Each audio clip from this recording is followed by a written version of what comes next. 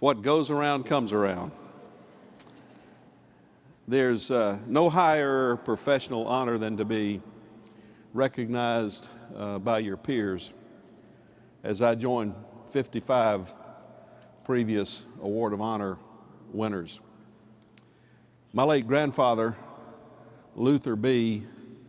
Papa Roberts, was a Georgia sharecropper and a suspected provider of unregulated corn-based alcoholic spirits to none other than President Franklin Delano Roosevelt when the president retreated to Warm Springs, Georgia, near Papa and Mama Roberts' hometown. Papa Roberts might have said that you have planted me in some mighty tall cotton among the 55. But rather than singling out a few stalks of tall cotton, I want you to think about this great award differently. I want you to allow me to accept it as a proxy, if you will, for you. You are Award of Honor winners every day for the noble work you do. And as surely as my name will be etched on a plaque, your name is etched in the hearts and minds of people whose gratitude to you and admiration of you is deep and lasting because you have transformed their lives. The resident who lived alone and in despair until finding new life in your community. The family forever grateful because you gave them hope and support through very difficult circumstances. The employee, the volunteer who found meaning and purpose in their work because you mentored them and created a culture that gave them that purpose. The dicey neighborhood your organization transformed because you and your board had the courage to invest in it. All of you worthy every day of any award we could bestow on you. Papa Roberts might have also said, if you see a turtle on a fence post, you know it didn't get there by itself.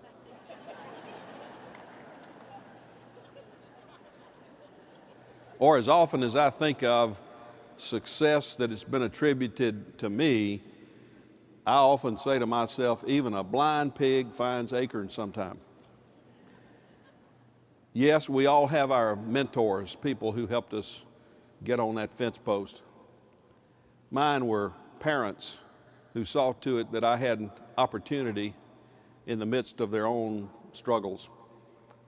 People like the late Reverend Jimmy Thompson, who was instrumental in my calling. The late Scott Houston and Candler Budd, who took a chance on hiring me. The late Reverend Calvin Houston, an African-American Presbyterian community organizer that taught me about justice, inclusion, and respect for staff and people at all levels of life. Colleagues like Mary Alice and the people that you saw in that video. If it weren't for Mary Alice conspiring with my wife, I would not have been given opportunity for this position. And courageous boards, both at Wesley Woods and here, boards that weren't afraid to lead. And of course the staff. I love this staff, including our state staff. All work hard, and they've been tolerant of me. Yes, the stories do get competitive. I wish I could name all of them, but they're symbolized really by Katie Smith Sloan, who made me a better leader every week that I worked with her. And she'll make you one if you follow her into the next era. And of course, I've been blessed to have a life partner, my wife Kathleen. I fell in love with her the minute I saw her. We've been married for 46 years. She believed in me when I didn't believe in myself. She'd kick me in the butt if I wallowed in self-doubt. She reminded me of my values when tempted to do the wrong thing for the wrong reasons. And she reminded me that family trumps obsession over work. And she thinks I'm funny. So we are all Award of Honor winners in my book to more people than we know. And we stand tall because others helped us till the soil we grew out of and cultivated the roots that made us strong and guided us through difficulties inherent in life and in our work. So I accept this Award of Honor with gratitude to those who've helped me, those who thought I deserved it, and you, daily winners of it, that I've been privileged to represent for 15 years. So, thank you. Thank you from the bottom of my heart. I'm so grateful.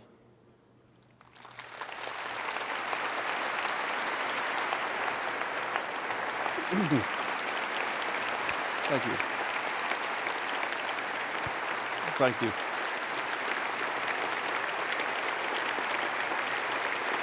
Thank you.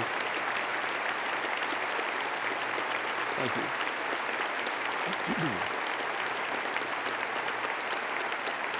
Thank you. Thank you. Thank you.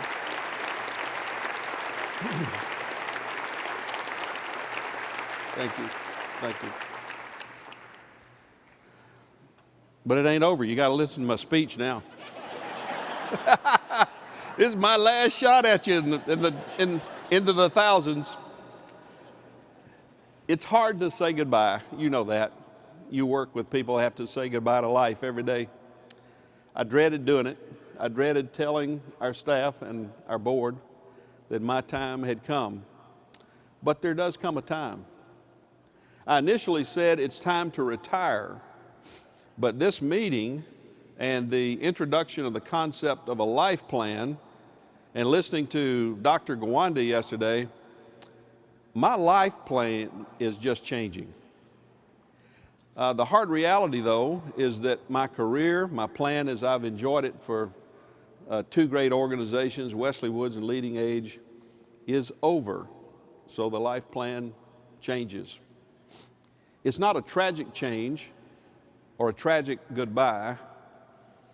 It's a mixture of anticipation and excitement about new life priorities with a side dish of sadness. And while I may be leaving this career behind, I'm looking to actually gain more different in my life. More flexible use of time for some of the things I haven't had the time to focus on. More freedom and a feeling of relief.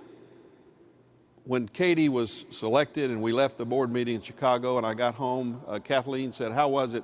And I said, "It's wonderful because they picked the right person. And I feel off duty for the first time in 40 years. And wow, what a feeling that was. More attention to Kathleen and to a granddaughter, Miss Elise, and one on the way we call for now, Little Dumpling, in honor of my daughter-in-law Elizabeth's trip with me to take my 90-year-old cousin Bubba out for chicken and dumplings, all you can eat for $8.95 at Daddy's Country Kitchen. But more on that later. Elizabeth, in her state of pregnancy, really liked those chicken and dumplings and went back for seconds, as I recall, with the peach cobbler. Kathleen and I just returned from Miss Elise's second birthday celebration in Los Angeles. Our daughter-in-law, Laura, is a great mother and is very gracious in letting us shower Miss Elise with affection and more stuff than she needs. She was up in our hotel room and Kathleen was and Elise says, "More stuff? More stuff?" Miss Elise calls Kathleen and me Nene and Pop Pop. And by the way, Kathy calls me Sweetie, with different inflections depending on the message, but always Sweetie. More time for my sons. Fatherhood is a perpetual responsibility. My boys, John and David, call on me for advice and perspective. They have their own businesses, technology. Where that gene pool got in there, I don't know. But they call me, they've been successful. They've got drive and creativity. I'm very, very proud of them. Mostly they call me with issues about how to treat people in the workforce. It's all about the people, whether you're in technology or aging services. When the phone rings, it's, "Hey, Daddy, I have this problem." So I have a title of "Hey, Daddy." How quickly the president and CEO title can be replaced. I think of myself as an outgoing CEO and a rising pop, sweetie, and a "Hey, Daddy." And I like these new roles. The staff is calling me that guy before Katie. I love that. So I'm losing the CEO title, one that I've been truly proud to carry, and nothing compares to leading two great organizations, especially leading age. It's been personally fulfilling beyond my dreams, and to quote Dan Reingold, if you ain't the lead dog on the sled team, your view of the world is somewhat limited. I've loved being the lead dog. I felt called to this work. It is a calling. I see that, I hear that from staffs at every level, your board members, your CNAs. Calling is always in there. Mark Twain said that the two most important days in a person's life are the day they are born and the day they understand why. I understood why when I walked into Wesley Woods in 1973 and when I stepped into the ASA boardroom to be interviewed in 2000. And I have understood why when I visit you and see firsthand the work you're doing to help expand the world of possibilities for aging. It comes through in the faces and the compassion of the people you have introduced me to. So I understand why I was born, in part to be your CEO. I will dearly miss you. You are great people. I've loved telling your stories, the stories of the people you serve, your board members, the loved ones bragging about your leadership, your innovative ideas, and sharing a tear or two with you along the way. I've loved telling animal stories. I call them parables. I don't tell jokes. I think jokes are not very good, but parables are wonderful. I've loved fighting for you, telling the truth to power, championing your cause. I love a good political fight. I've been proud to say over and over again to policymakers that you do the right thing for the right reasons. I've loved pontificating about you and to you. I've loved the leadership work, the vision, the innovation. I love raising money. I love calling David Ferguson and wait to hear him say he will volunteer to help us do this and that and the other. I just love that. Connecting the dots of our work, helping other people see that housing is important to adult day, is important to CCRC, to nursing home. It's all connected. I love the fellowship. This meeting every year, I look forward to this meeting every single year. The great Willinda said, walking the wire is exciting. Everything else is just waiting. And this meeting every year is walking the wire. I love making friends out of troublemakers or skeptics. You stop me in the lobby and have some complain about stuff, and I love trying to get that fixed and turning you around. I love our staff. They're like family to me. You have honored me with this responsibility and been generous with your time, your talent, your ideas, your hospitality, and your financial support. From the bottom of my heart, thank you. As I enter this transition, many of you had questions for me, and I'll answer some of them. What kept me up at night? 3 things. People in high places who have the power to make bad decisions or who don't care about the work you do. Those people really bother me. Yep.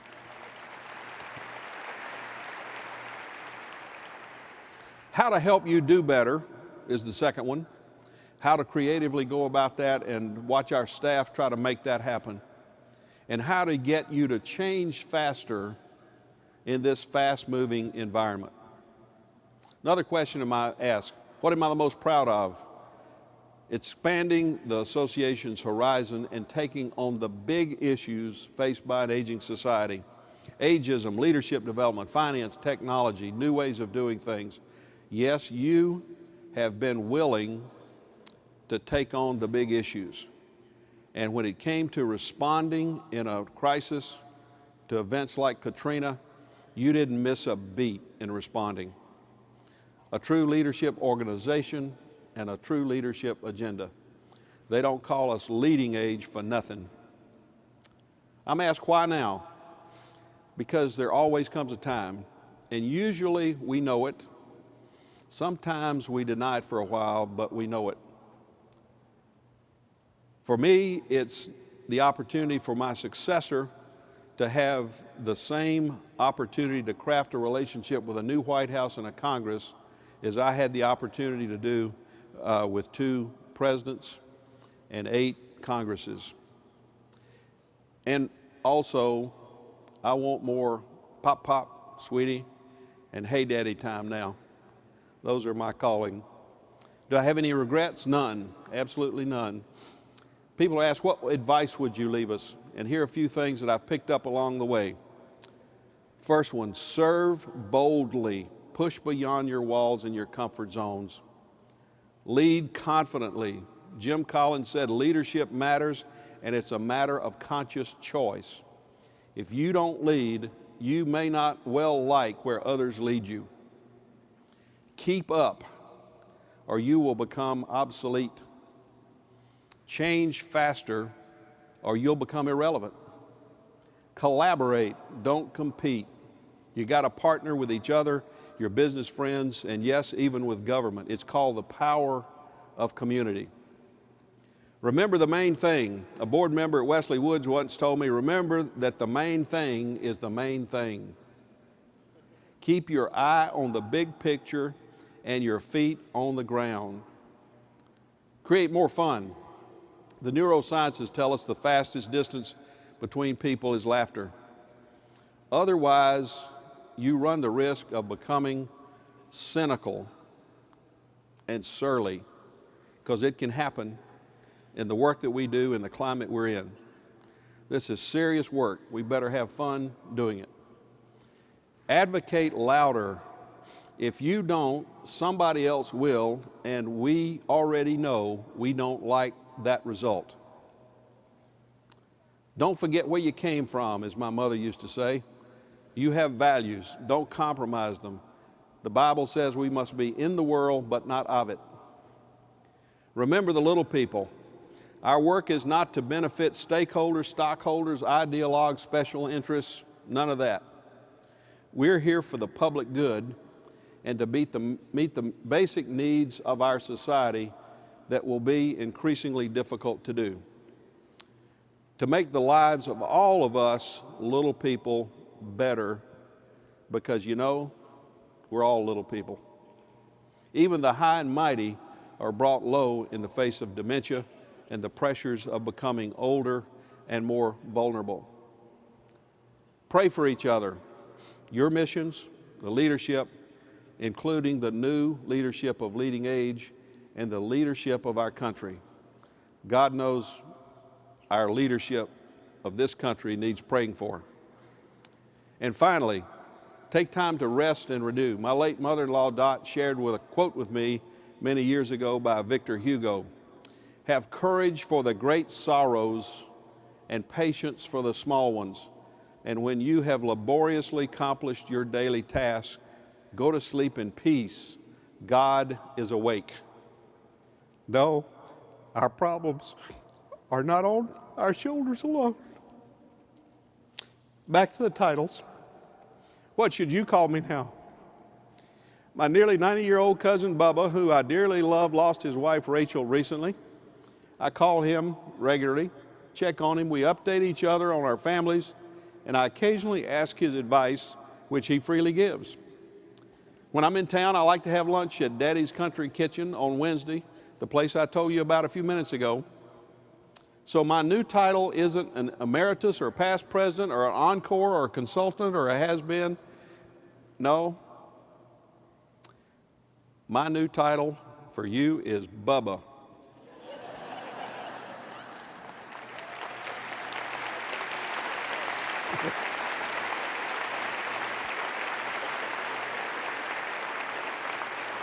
Call me for the updates, brag on that new program or promotion. Talk to me about your spouse, how your spouse's chemo is going. Ask my advice if you dare. Tell me a funny story, whether it's true or not. And if you're in town, I know the best chicken and dumplings place around. Pop, Pop, Sweetie, Hey Daddy, and Bubba. And I bequeath the CEO title to a very able person. God bless you. I love you all, and may you and your organizations thrive. The health of our society depends on it. You are stewards of legacies you now lead from traditions with 3,000-year-old tenets. Those tenets have stood the test of time, as have you. And as I finish my watch, Katie's watch begins, and yours continues. Thank you, and God bless. And don't you ever forget, I'm not here from Washington anymore, but I am here to help you. Thank you. Thank you. Thank you. Thank you. Thank you.